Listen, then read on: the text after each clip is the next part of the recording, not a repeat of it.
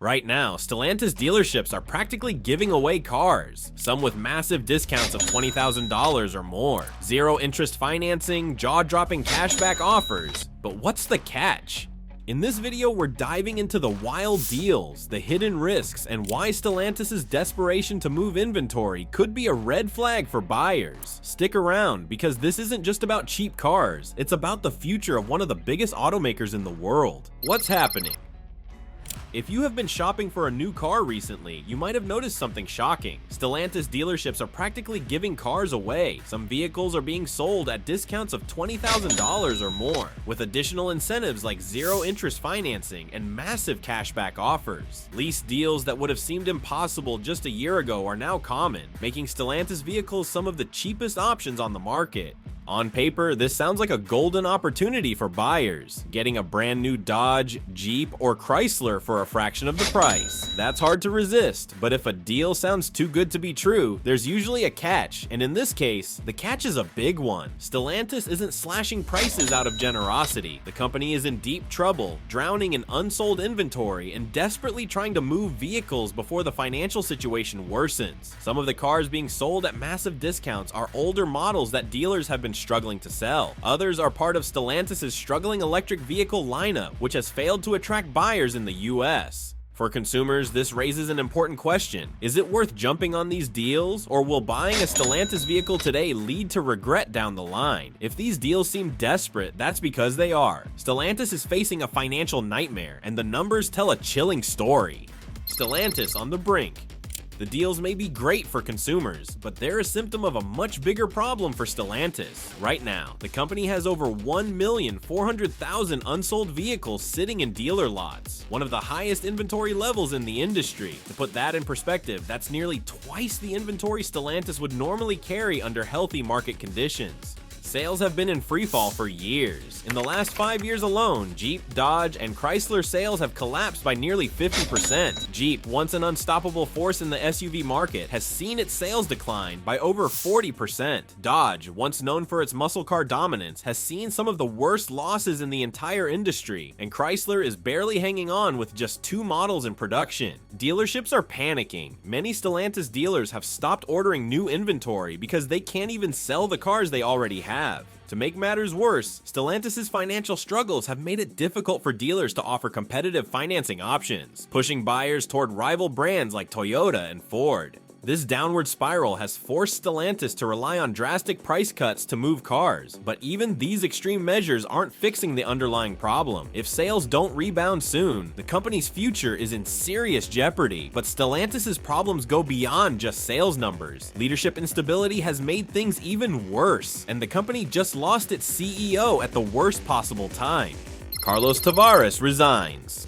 In December 2024, Stellantis' CEO Carlos Tavares abruptly resigned, sending shockwaves through the automotive world. Tavares had been instrumental in the merger that created Stellantis, and his departure signaled just how unstable the company had become. For years, Tavares had been focused on extreme cost-cutting measures, forcing dealerships to operate with tighter margins while reducing investments in new vehicle development. While this strategy initially helped Stellantis' bottom line, it ultimately alienated dealers and slowed innovation. As a result, Stellantis fell behind competitors in key areas like electric vehicle development, hybrid technology, and advanced driver assistance systems. Tavares' resignation came after mounting pressure from investors and dealers who blamed him for the company's decline. Under his leadership, Stellantis failed to adapt to changing consumer preferences, particularly in the US market, where demand for hybrid and electric vehicles skyrocketed while Stellantis struggled to compete. While Stellantis searches for new leadership, its biggest brands, Jeep, Dodge, and Chrysler, are in freefall, making the situation even more dire. The brand crisis. The crisis at Stellantis isn't just about numbers, it's about brands that are losing their identity, customers, and market relevance. Jeep has been one of the biggest disappointments in recent years. Once a dominant force in the SUV market, Jeep is now struggling to attract buyers. The brand's signature models like the Grand Cherokee and Wrangler have become too expensive for many consumers, while newer competitors like the Ford Bronco have stolen Jeep's off-road crown. With sales down over 40%, Jeep's future looks uncertain unless drastic changes are made. Dodge is facing an even worse situation. The brand made a controversial decision to replace its beloved V8 Charger and Challenger muscle cars with an all-electric version. But the electric Charger has been a massive failure, with muscle car fans rejecting the idea of a silent EV replacing their loud, gas-powered beasts. Dodge's identity has always been about power, aggression, and raw performance, and shifting to electric vehicles without a clear strategy has alienated loyal customers. Chrysler is barely surviving. The once proud American brand has been reduced to just 2 models, the Chrysler 300 sedan, which is being discontinued, and the Pacifica minivan. With no real plan for new models, Chrysler is hanging on by a thread, and many analysts believe the brand could disappear entirely if Stellantis doesn't invest in a revival soon. All 3 of these brands are suffering because Stellantis failed to innovate, misread the market, and failed to connect with the changing needs of consumers. If they don't turn things around quickly, some of these brands may not survive the next few years. The question is, how did Stellantis get here? But how did it all go so wrong? Let's break it down. The inventory nightmare. In a rapidly changing auto industry, few mistakes are as costly as producing too many vehicles without a clear demand. Stellantis, unfortunately, fell into this trap. As of mid-2024, Stellantis had a shocking 1,400,000 unsold vehicles sitting in dealerships across the United States. These excess cars aren't just a minor inconvenience. They represent billions of dollars tied up in inventory, creating massive financial strain on the company and its dealers. The root of this crisis goes back to the global supply chain disruptions caused by the COVID-19 pandemic. When automakers faced shortages of semiconductor chips and other essential components, production slowed down dramatically. As the economy began recovering, Stellantis, like many other car manufacturers, anticipated a major rebound in demand. To prepare, the company ramped up production aggressively in an attempt to restock dealership lots that had been nearly empty during the worst of the shortages. But the demand never returned as expected. While some automakers adjusted their strategies accordingly, Stellantis kept producing cars at a high rate, expecting sales to surge. Instead, economic uncertainty, rising interest rates, and shifting consumer preferences left the company with far more vehicles than buyers. The situation was made worse by the fact that many of these unsold vehicles were outdated models that lacked the modern technology and fuel efficiency that today's car buyers expect. To deal with this overflow, Stellantis has been forced to offer massive discounts, with some models being sold for up to $20,000 below their sticker price. Lease deals, cashback incentives, and zero-interest financing are being pushed aggressively in an attempt to move inventory. But even these drastic measures are not enough to solve the deeper issues the company faces. The inventory crisis alone would have been bad enough, but Stellantis' decision to go all in on electric vehicles without a solid strategy only made things worse. The EV disaster.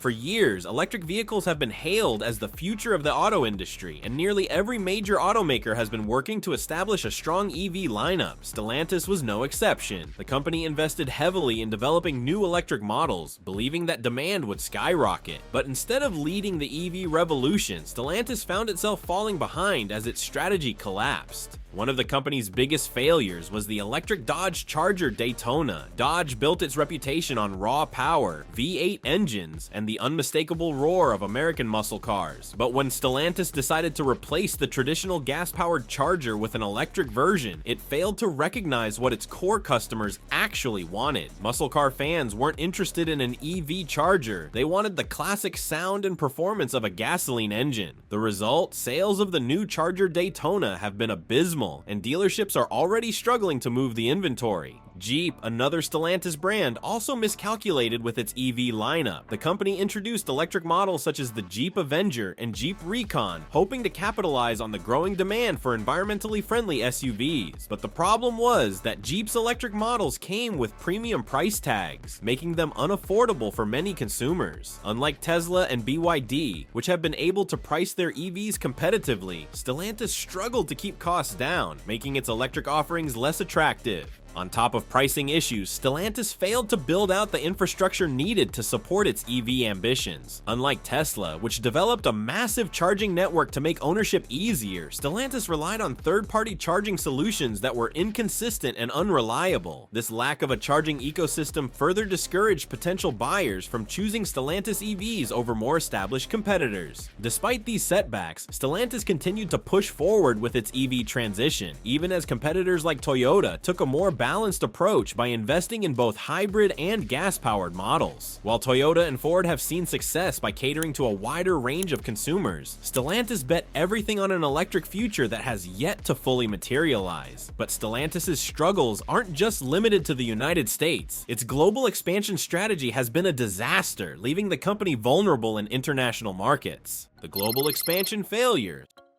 Stellantis has long been a global player, with strong sales in Europe and ambitions to expand further into China. However, the company has been rapidly losing ground in both regions thanks to intense competition from Tesla and Chinese automakers like BYD and NIO. In Europe, Stellantis has historically been a dominant force, particularly with brands like Peugeot, Citroën, and Fiat. But the rise of Tesla and aggressive competition from Volkswagen's expanding EV lineup has left Stellantis struggling to maintain its market share. European consumers have been shifting toward electric vehicles at a faster rate than their American counterparts, and Stellantis' late and expensive EV rollout has hurt its ability to compete. The company's problems in China are even more severe. The Chinese market is the largest EV market in the world, and domestic brands like BYD, XPeng, and NIO have been expanding rapidly. Unlike Stellantis, which has been slow to innovate, Chinese automakers have embraced cutting-edge technology, offering high-tech features at lower price points. As a result, Stellantis' brands have been losing relevance in China, forcing the company to scale back its ambitions in the region. Ford and General Motors, despite facing their own challenges,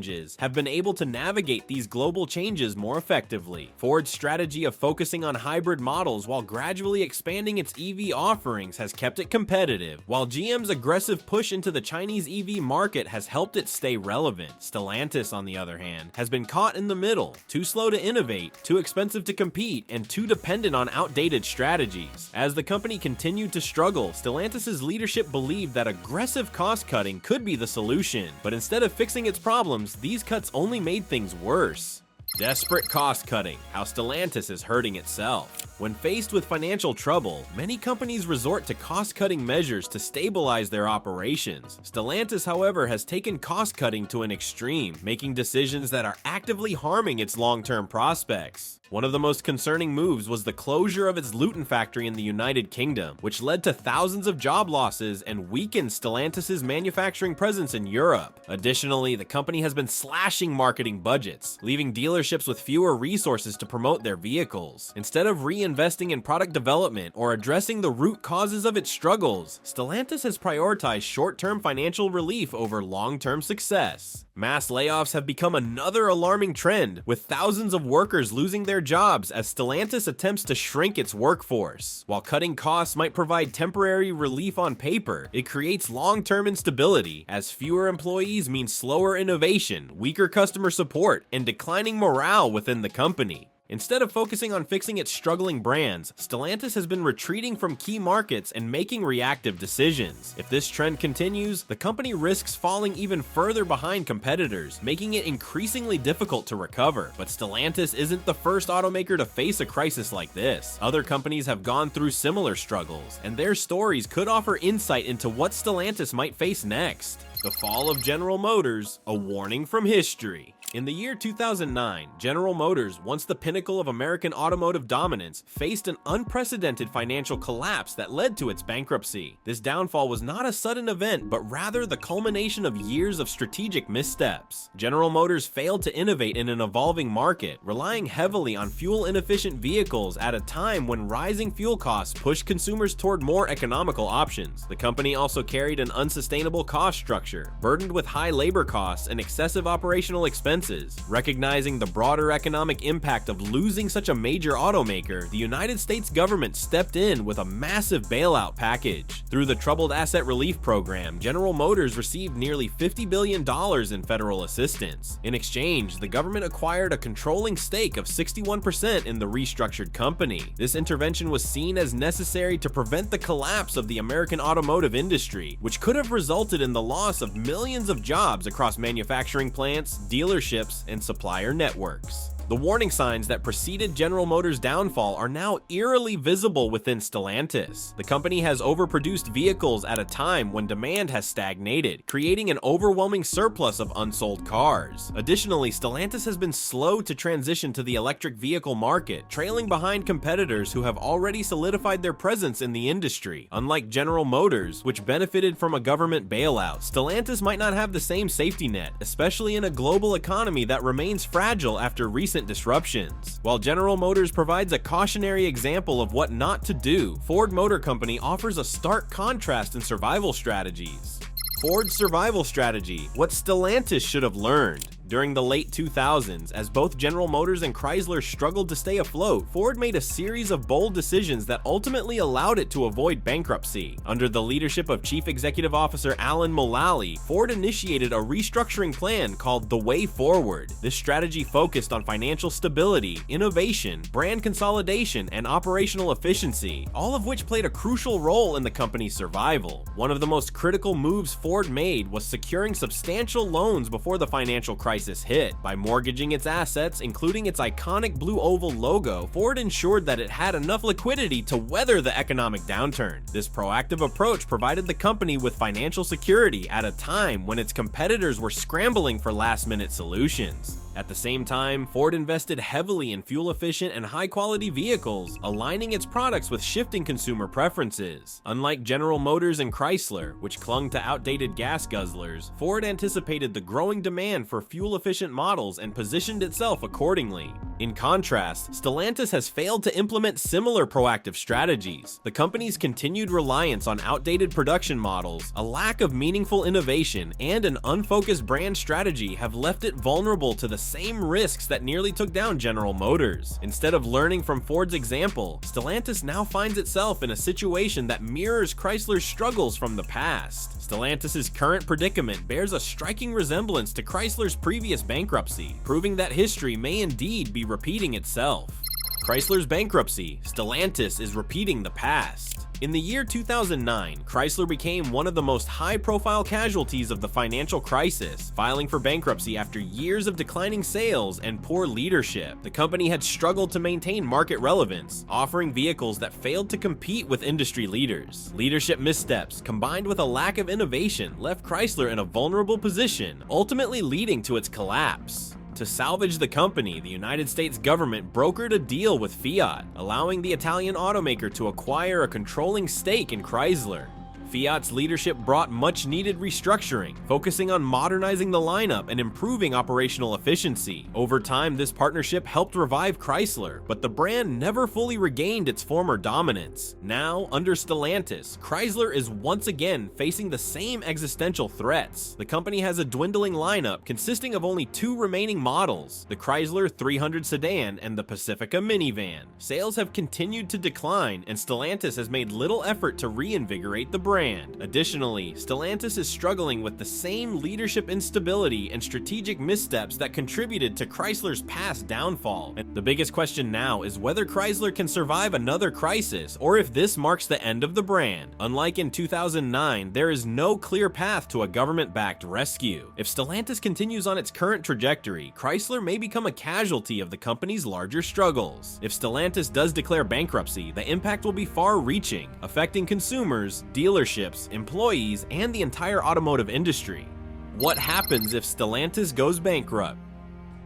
If Stellantis were to declare bankruptcy, the consequences would be widespread, affecting millions of people across various sectors. The most immediate concern would be for vehicle owners. Customers who own Dodge, Jeep, Ram, or Chrysler vehicles might face significant challenges when it comes to warranty claims, access to replacement parts, and long-term service availability. The uncertainty surrounding the brand's future could also cause resale values to plummet, leaving current owners in a difficult financial position. Dealerships would also be hit hard by a Stellantis bankruptcy. Many franchise owners would be left with massive inventories of unsold vehicles, facing financial losses as the brand's reputation declines. Some dealerships could be forced to shut down entirely, leading to job losses and economic disruption in their communities. In terms of the broader market, a Stellantis bankruptcy could trigger significant shifts in the industry. Several possible scenarios could unfold. One option is that Stellantis might undergo a structured reorganization, shedding unprofitable brands or divisions while attempting to remain operational in a more limited capacity. Another possibility is that a larger automotive company could acquire Stellantis or some of its brands, integrating them into their existing lineup. A worst-case scenario would be full liquidation, in which Stellantis' assets are sold off and its brands disappear entirely. Stellantis has not yet reached the point of bankruptcy, but unless significant changes are made, the company is running out of time.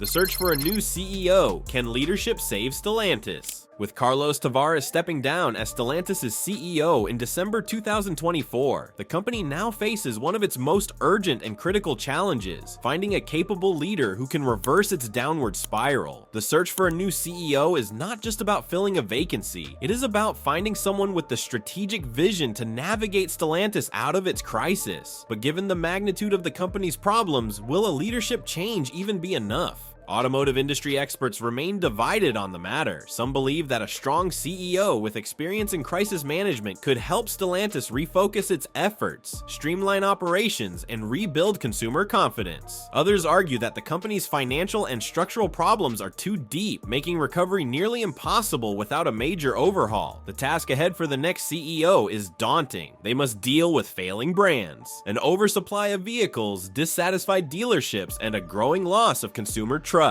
Additionally, the pressure from investors and shareholders will be enormous. Stellantis' stock has taken significant hits, and confidence in the company is at an all-time low. The new CEO will need to act fast, making decisive moves to either reposition Stellantis as a competitive force or prepare it for a merger. Without immediate and effective action, Stellantis could face an irreversible decline. If Stellantis cannot fix itself internally, a merger or acquisition may be its only way forward. The merger question: will Stellantis be bought out?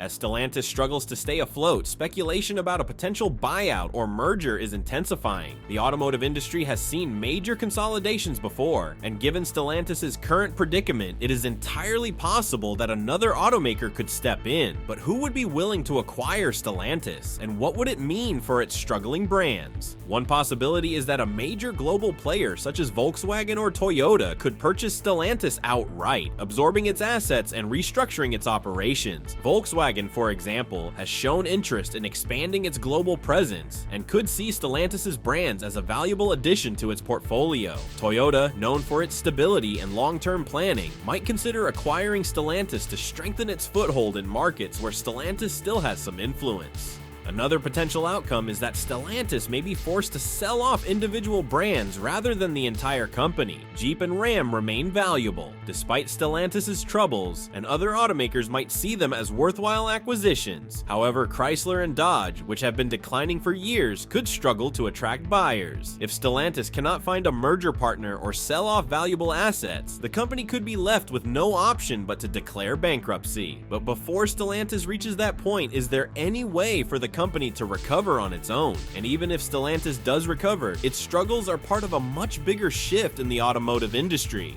The future of the auto industry. Stellantis' crisis is not just about one company, it is a reflection of massive changes happening across the global automotive industry. The rise of electric vehicles, increasing competition from Chinese automakers, and shifting consumer preferences are reshaping the market in ways that legacy automakers are struggling to keep up with. More companies could face the same fate as Stellantis if they fail to adapt. General Motors, Ford, and even Toyota are being forced to make difficult decisions about how to balance gas-powered vehicles, hybrid models, and full electric lineups. Meanwhile, newer players like Tesla and BYD are rapidly expanding, changing the dynamics of competition. For consumers, this means that the car market is in a state of flux. Prices, incentives, and vehicle availability could continue to shift unpredictably. If Stellantis fails, it could lead to major discounts on its remaining vehicles, but it could also create uncertainty about warranties, service, and resale values. On the other hand, if the company finds a way to survive, it could come back stronger with a more focused strategy. Regardless of what happens to Stellantis, one thing is clear: the automotive industry is entering a new era, and no company is safe from disruption. So, what do you think about Stellantis' future? Will a new CEO turn things around, or is the company already too far gone? Could a merger save it, or will Jeep, Dodge, and Chrysler end up as history? Let us know your thoughts in the comments below.